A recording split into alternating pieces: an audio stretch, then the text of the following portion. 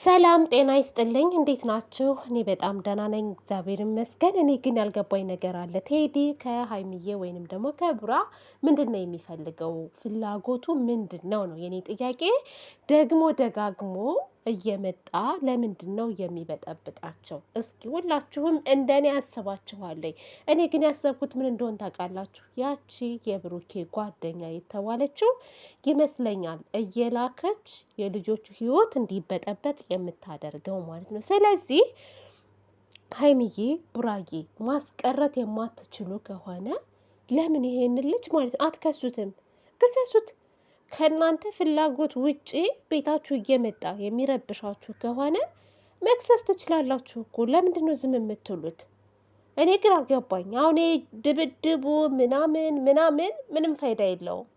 ስለዚህ ከሳችሁ ልኩን ማሳየት ነው። እንደዚህ አይነትን ሰው እንዴት ነው ሰው ካለ ፍላጎት አንድ ሰው ሳይፈቅድ ዘው እያሉ ቤት ድረስ መምጣት?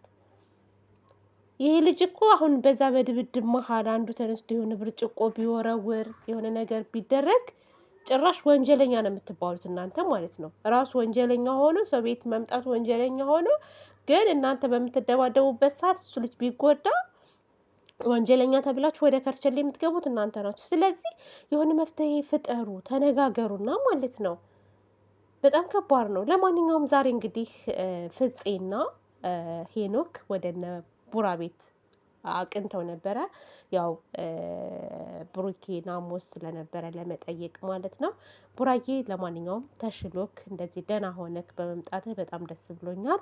ፈጣሪ ደግሞ ጨርሶ ምህረቱን ይላክልክ። ሄኖክም ሙዝ ገዝተው ከፍፄ ጋር ወደ እነ ሀይሚ ቤት ሄደው ነበረ። ደስ የሚል ቆይታ ነበረ። ሲጫወቱ ምናምን ነበረ። ሄኖክ ግን ሀይሚ ጋር የነበረውን ቅሬታ ይቅርታ ጠይቅ እያለው ነበረ ፍፄ። እሱም ደግሞ ድርቅ ያለ ባህሪ ያለው ሀይሚዬም እኔ ከማንም ጋር አልተጣላሁም፣ ማንም ሰው ይቅርታ እንዲጠይቀኝም አልፈልግም፣ ችግር የለም፣ የሰው ጥላቻ የለብኝም ብላለች። እንግዲህ ያን እየተናገሩ እያለ ቡራዬም በፍጹም መታረቅ አለባችሁ፣ ይቅርታ መባባል አለባችሁ እያለ ለማስታረቅ እሱም እየሞከረ ነበረ። ግን ሀይሚዬም ሄኖክም እንዴት ነው የሆነ ውስጥ የገቡት ነገር አለ። እሷ ናት እንደውም ስለመታችኝ ይቅርታ መጠየቅ ያለባት። ሀይሚ ደግሞ የመታው ምክንያት አለኝ ካለ ምክንያት አይደለም። አንተ ቡራን ለመተው ስለፈለገች ነው እንዴት ትለኛለህ የምትለው ነገር አለ። የእነሱ ቀላል ነው። በነገራችን ላይ የሄኖክና የሀይሚዬ ከባድ አይደለም፣ ይታረቃሉ። ሄኖክ ማለት የቡራ ጓደኛ ነው። ያው ለደህንነት ሲባል ነው ያንን የሚለው፣ ጓደኛው እንዳይጎዳ ምናምን። ለሀይሚዬም ጥላቻ ኖሮት አይደለም። ነገር ግን እኔ የሚያሳስበኝ ነገር የቴዲ ነገር ነው።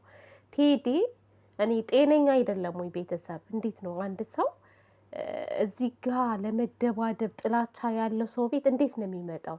እኔ እያነፈነፈ ነው እንደሚመጣው። ብሩኬ መኖሩንስ እንዴት እያወቀ ነው? ቤተሰብ በዛ ላይ በር ማንኳኳት የለም ምን የለ፣ ዘው ብሎ መግባት ፌስታሉን ይዞ።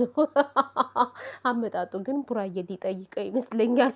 ሙቅ ምንድን ነው ሙቅ ሳይሆን ምንድን ነው የሚባለው? የብርቱካንና ሙዝ ይዞ ነው የመጣው። ሙቅ አልኩ እኔ ደግሞ ሙቅ ምንድን ነው? አጥሚት ወየው ጉድ! ለማንኛውም ማለት ነው ሄኖክ እንግዲህ ሲያየው በቦክስ ነው አጣሞ የጣለው እናንተ። እና እኔ ድብድብን ግን አልመክርም። እውነት ድብድብ አትደባደቡ፣ ጥሩ አይደለም።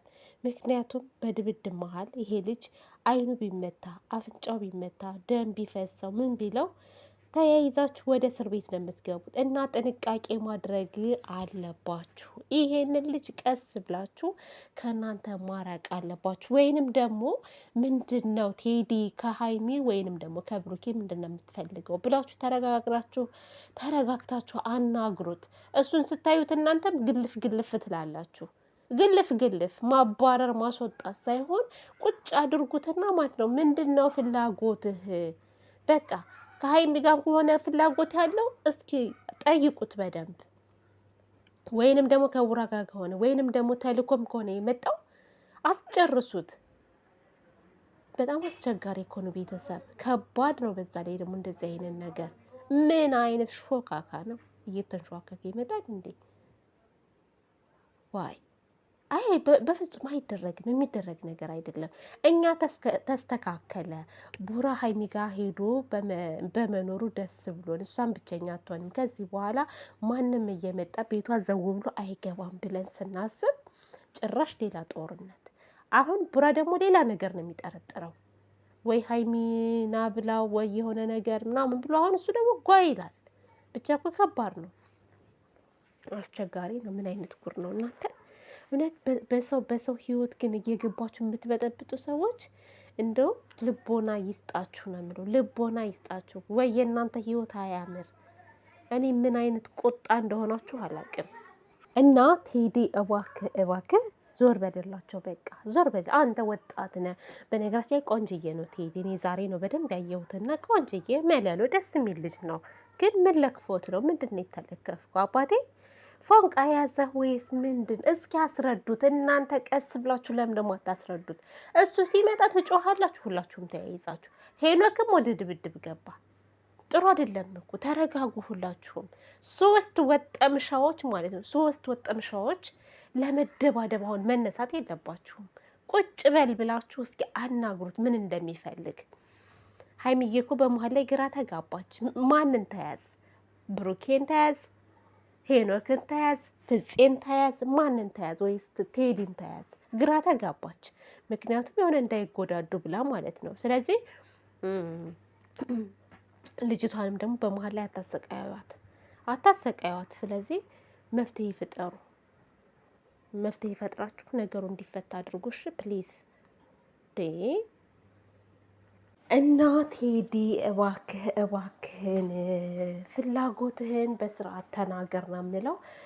በተረፈ ደግሞ ውዶችዬ አይዟችሁ፣ አትጨናነቁ፣ ነገሮች ይፈታሉ ብዬ አስባለሁ ወደፊት ቀስ በቀስ ማለት ነው። በዚህ አጋጣሚ ቡራ ተመችቶታል ማለት ነው። ቡራዬ በጣም ነው የተመቸው ሀይሚ ጋ በመሆኑ።